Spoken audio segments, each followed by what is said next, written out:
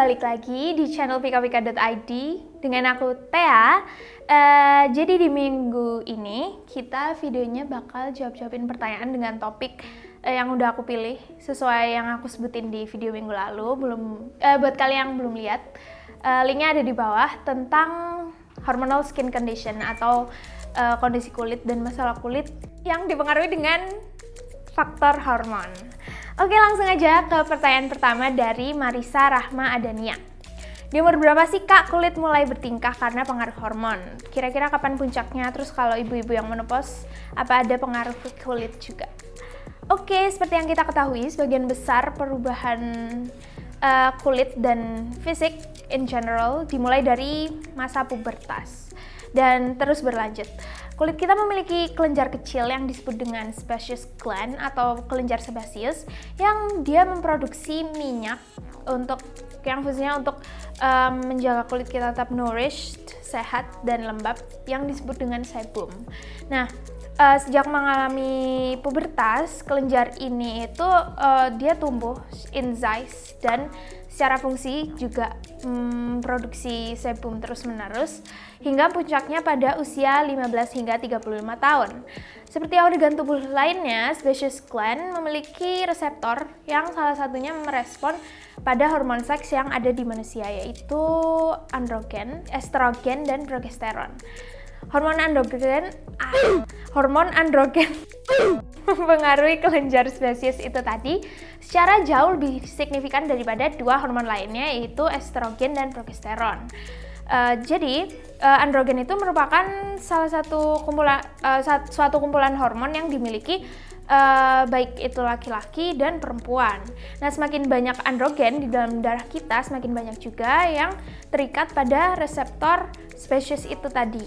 Maka semakin banyak juga sebum yang diproduksi sehingga kulit kita makin berminyak dan rentan terhadap tumbuhnya jerawat baik pada laki-laki dan perempuan. Lalu mengenai menopause dan pengaruhnya pada kulit pada wanita, iya tentu saja karena pada menopause kita berhenti atau bahkan berkurang atau bahkan berhenti memproduksi estrogen hingga levelnya rendah, di mana estrogen itu berperan dalam mensupport produksi kolagen.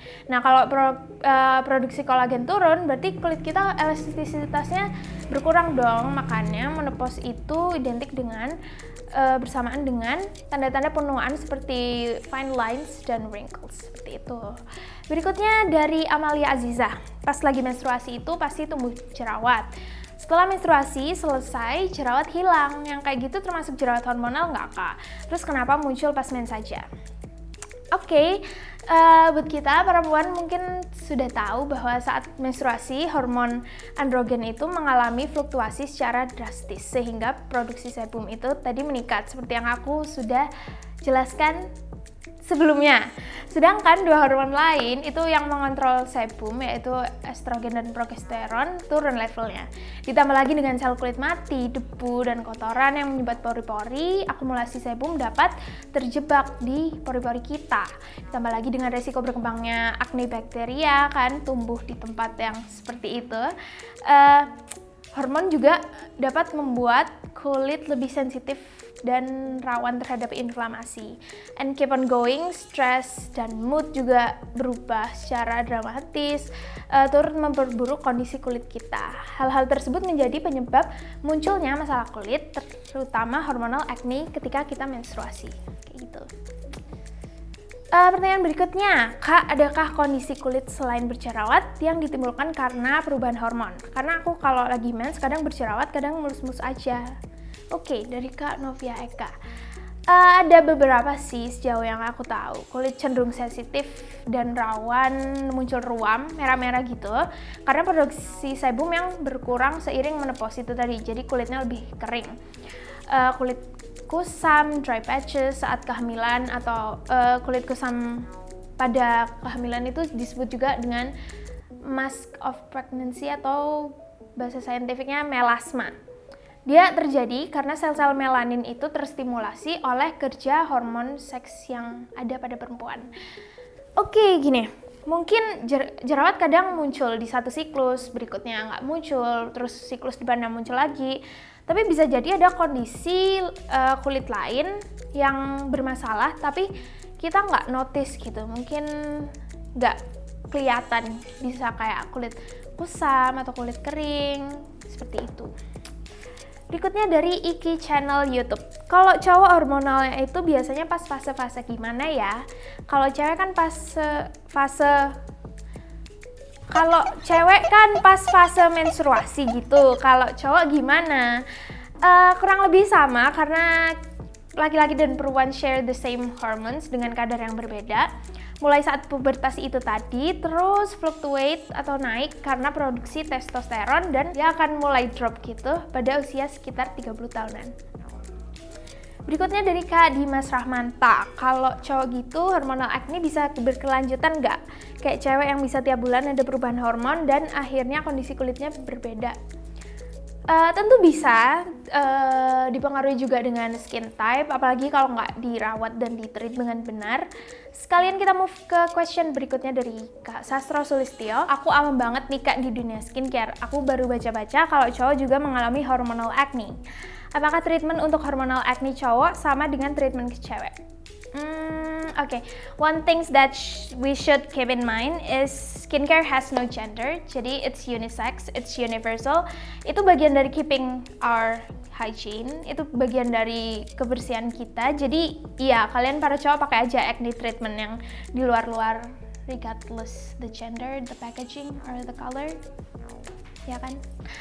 Berikutnya dari Michelle Angelita, Kak Thea, ada nggak sih cara atau produk yang ampuh buat mencegah jerawat hormonal, setidaknya biar jerawat nggak terlalu parah gitu? Setahu aku, treating hormonal acne itu kurang lebih sama kayak acne biasanya, cuman nggak bisa sembuh full karena itu urusannya di dalam hormon kita. Exfoliate, pakai masker, acne spot treatment, dan step-step lain yang punya main goals mengurangi sebum dan excessive oil. Tapi mungkin opsi lain buat kalian itu ada buat perempuan ya, ada birth control, mengkonsumsi birth control kayak pil KB gitu.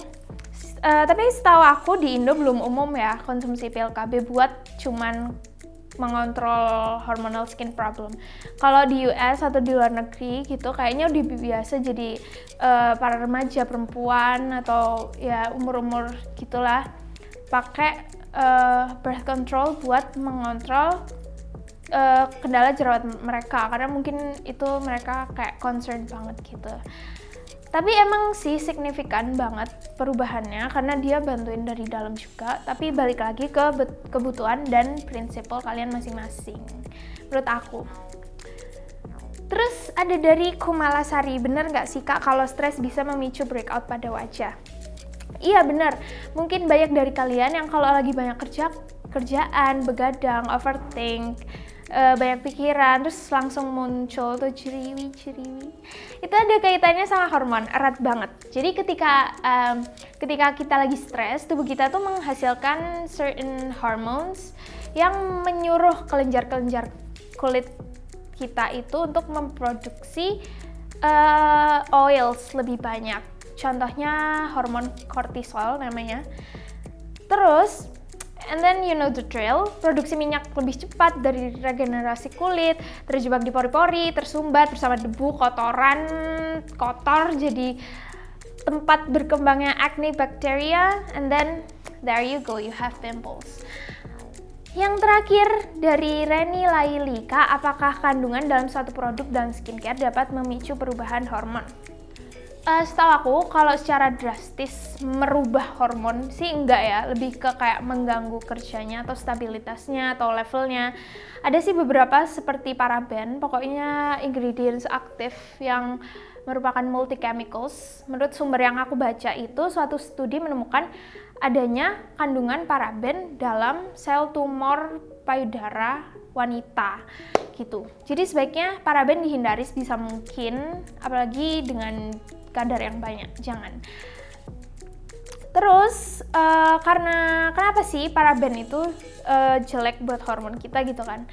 terutama perempuan, karena paraben itu dapat meningkatkan level estrogen sintetis yang berimplikasi pada ketergantungan estrogen dan leads to the worst case scenario, yaitu kanker payudara. Hati-hati ya buat teman-teman cewek-cewek. Selain itu, selain paraben juga ada phthalates, triclosan, dan oxybenzone. Itu biasanya ditemukan di SPF. Itu bahaya juga buat tubuh kita. Biasanya ditemukan di SPF yang bentuknya spray, nano spray.